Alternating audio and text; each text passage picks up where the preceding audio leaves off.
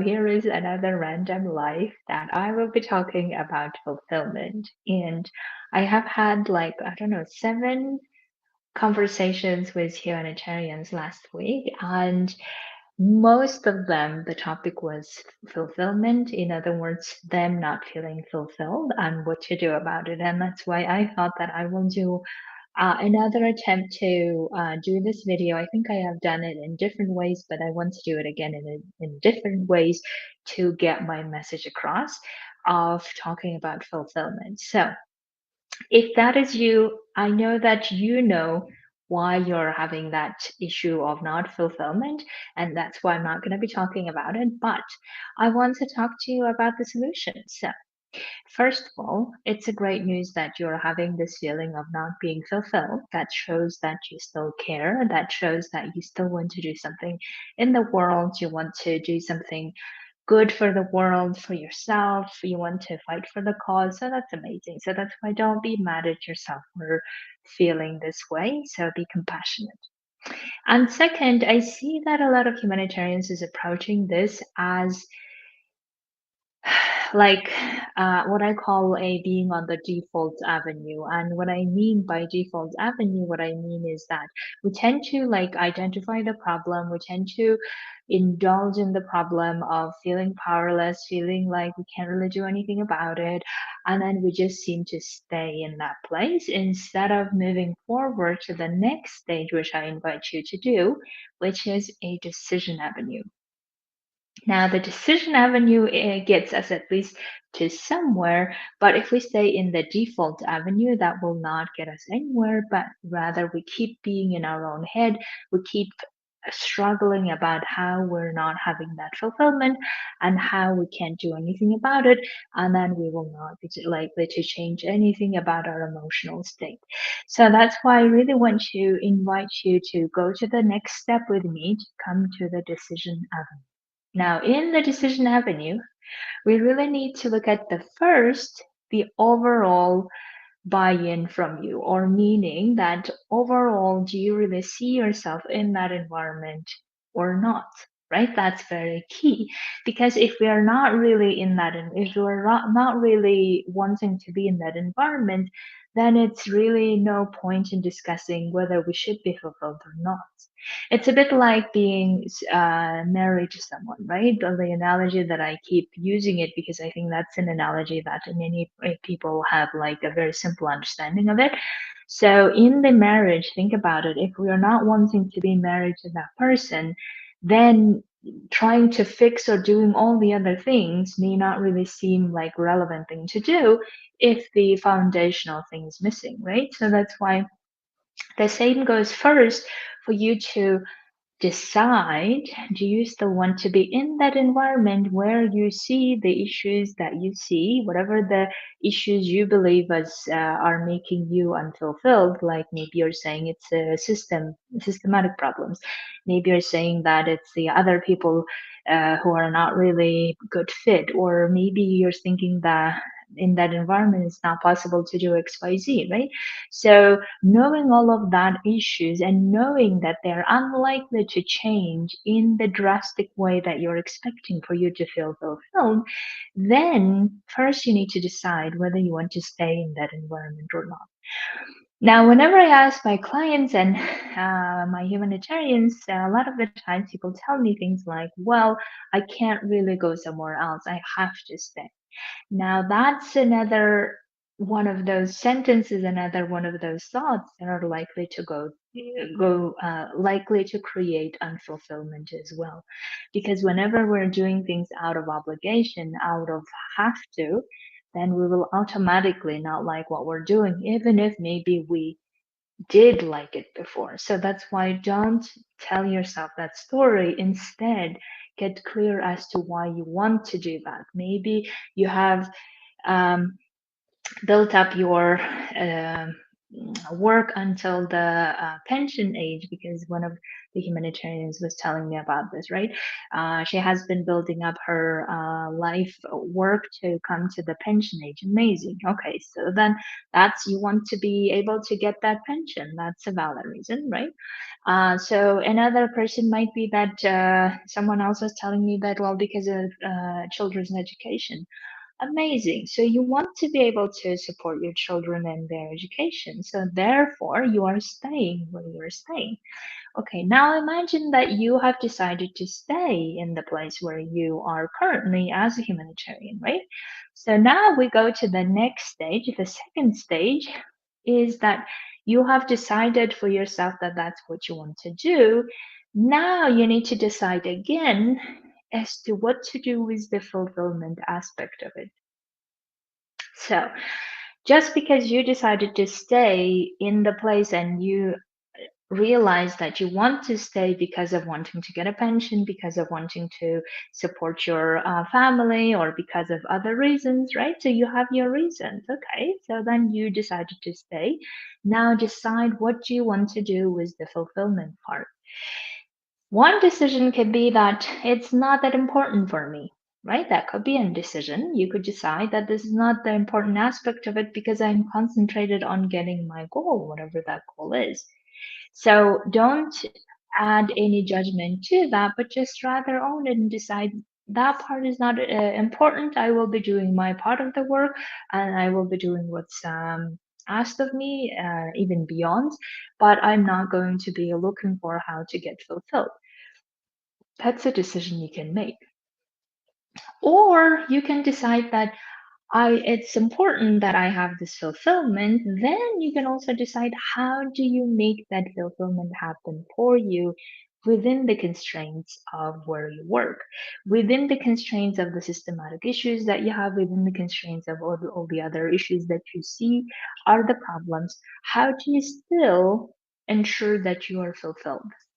And I think oftentimes we're not approaching fulfillment as something that we can actually create. We're often approaching as something that we either have it or we don't have it. Because if we approach it as we either have it or we don't have it, then we'll be always dependent on how others will help us create it. Now, think about again as the marriage analogy that I was using earlier, right? So think about that we have decided to be married to this person, and then we just told that person, well, now you're responsible for my happiness. And if I'm not happy, then it's you the problem, right?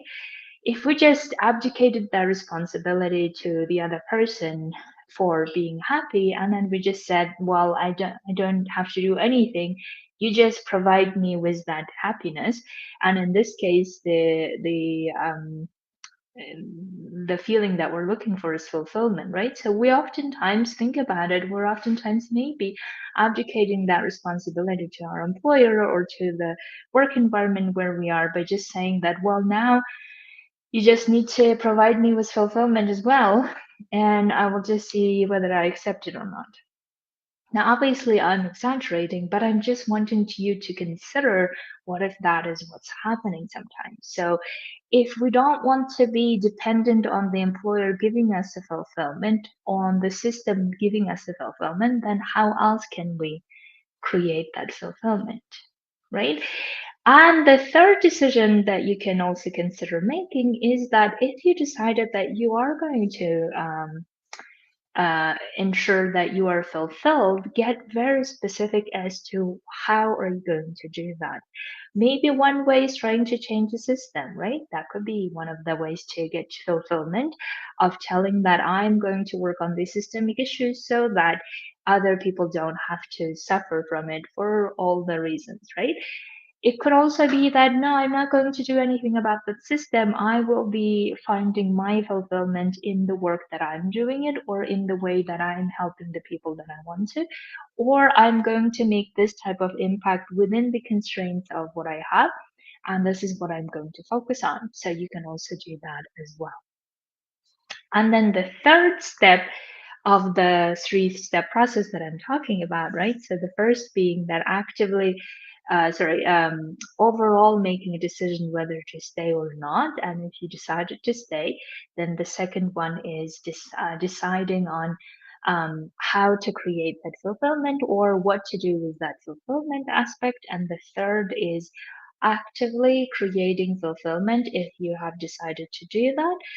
If you have decided not to have the fulfillment element in your work life and you just focus on what you can do and how you can do it, then it's your absolute decision. I just want you to consider not to then vacillate between, oh, is it important? Because if I'm not really seeking fulfillment, I must not be a good person, and all of the other shame and guilt that we may start accumulating.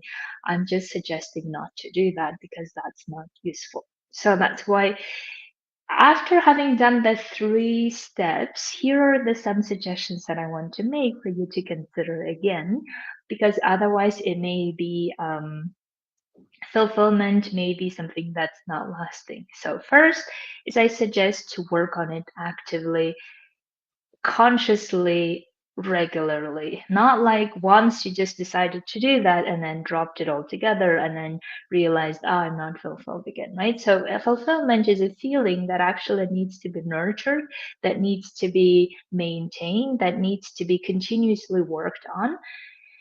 And that's something that we can actually do that without depending on the external other things and circumstances. Now, when I say that, some of you may be objecting to it, saying that, well, I don't just want to put the rose glasses, or I don't remember how it was in English. Anyway, in Russian it sounds better, but do you know what I mean? Like, I just don't want to like manipulate my brain to thinking that everything is fine. Absolutely not, and I'm not suggesting to do that. I'm actually, in fact, always advocating for you to be very honest with yourself and very honest as to how you do things and why you do things. So that's why if you're really honest with yourself, if you're really honest as to why you are there where you are and you have decided to be there, remember, then you decide for the next steps as well. If you decided fulfillment is important for you, then decide what to do about it and how to do about it. But having those guilt or judgments or generalizations may not help you. In fact, they will be creating the opposite effect of you feeling like you are powerless again. And that's not a useful place to be in no matter what. And in the end of the day, we also need to recognize that things may not always be black and white, right? So that's why knowing our brain's tendency, it's important that we recognize if we're really honest with ourselves and if we decided that we are going to create that fulfillment with our work in the constraints of the place where we are, then what are the ways we can get that fulfillment? Right? And getting very specific about it and working towards it rather than keep telling ourselves that, well, we can't really do that, it's not really possible, and how could we, and all of those things, because that will always lead us to the default avenue of where we feel like we're powerless. The other thing that I suggest for you to do is don't do it out of the place of I have to do it. I have to create this fulfillment now, because then it will be another obligation that your brain won't want to do, and that's okay. So that's why do it out of curiosity, out of genuine interest in how you can be um, fulfilled in the environment where you are, how you can do that in the way that's very useful for you and useful for colleagues you work with and useful for the people that you're serving, right? How can you do that in a way that you're still like always reminding yourself of the cause for which you're going for or fighting for, or the good that you want to do in the world, and how can you do that, and how can you always keep gathering the evidence for how you're making the difference and how you're creating that impact. So that is an active work again that you need to be doing, and not just letting like, I tried once and things didn't work, right? So in other words, it all comes down to how committed you are to having the experience you want in the place where you are, knowing the constraints of where you are, right? So, how committed you are to making that experience as best or as good as possible for you to have your fulfillment, to have your impact, to have the difference that you're really wanting to make. And, if you think that that's something that's cliche or something that's negative, don't even talk to other people. It's important that you know within. And that's what matters because fulfillment is felt within. And all I want to advocate here is that let's not approach fulfillment as something that just something someone needs to give to us, or like our employer needs to give to us, or that if we didn't find it in, or if we thought one thing and then we arrived it was something else. We always need to decide what to do in that environment, in that situation, right? One thing that we didn't know, and then we came and we explored and found out. But another thing is keep complaining, keep being frustrated about it, and then not do anything about it, because that part is on us. So that's why if we really want to decide to stay where we are, then at least let's figure out what are we going to do with that fulfillment element. And if it's important to us, how are we going to create it?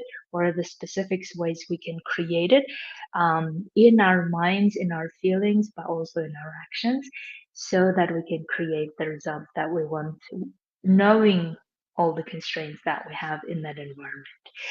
Okay, my dears, if you want to get coaching on this particular topic or any other topic that I cover, then I would love to coach you on this so that we can get you transitioning to the place where you feel you are doing the fulfilling work that you want to do.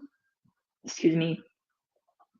And you are going to do that probably for a long time. So that's why it's important that you decide what are the ways that you can create it, how you create it, and you get very good at it. And then I'm thinking you will really be enjoying the work that you're doing. And even if you're not enjoying it, you will still be feeling satisfied for how you have performed, how you have done your best in that environment to help yourself, to help others to get to where they want as well. Have an amazing week, and I will be talking to you very soon.